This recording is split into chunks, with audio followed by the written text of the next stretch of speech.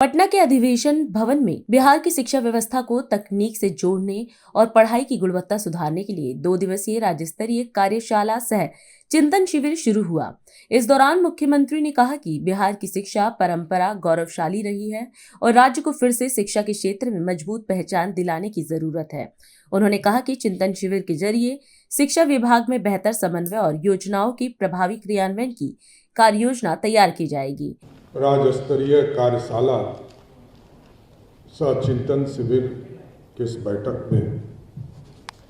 उपस्थित बिहार शिक्षा परियोजना परिषद के सभी पदाधिकारीगण,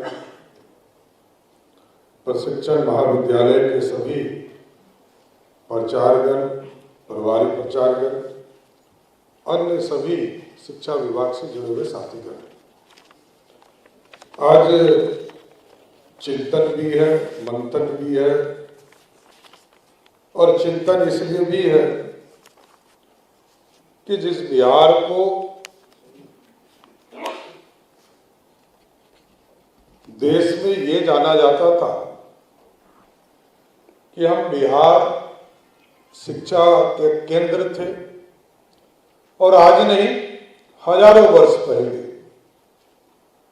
आज से 5000 वर्ष पहले भी बिहार की शिक्षा दुनिया के लिए एक अनमोल रत्न के तौर पर था। यहीं नालंदा यूनिवर्सिटी, यहीं पर विक्रमशिला यूनिवर्सिटी, और जो आज स्वर्णिम काल की चर्चा होती है उसमें भी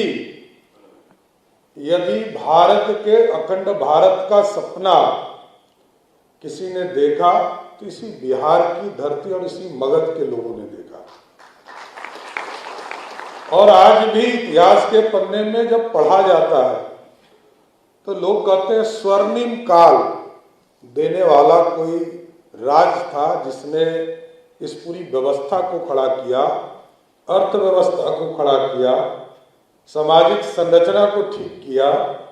वो व्यवस्था भी इसी पाटलिपुत्रा की धरती से देने का काम किया था साथियों। इसलिए चिंतन है, चिंतन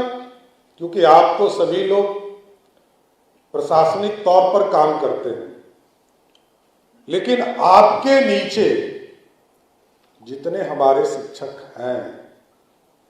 उसकी भी चिंता आपको करनी है। आप एक व्यवस्था खड़ा करके जिला में, जिला स्तर पर या कमिश्नरी लेवल पर या राज्य स्तर पर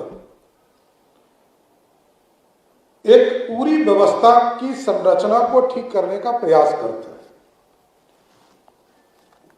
इसलिए कई लोग आपके साथ सहयोग करने के लिए यहां बैठे हैं, लेकिन मेरा स्पष्ट मानना है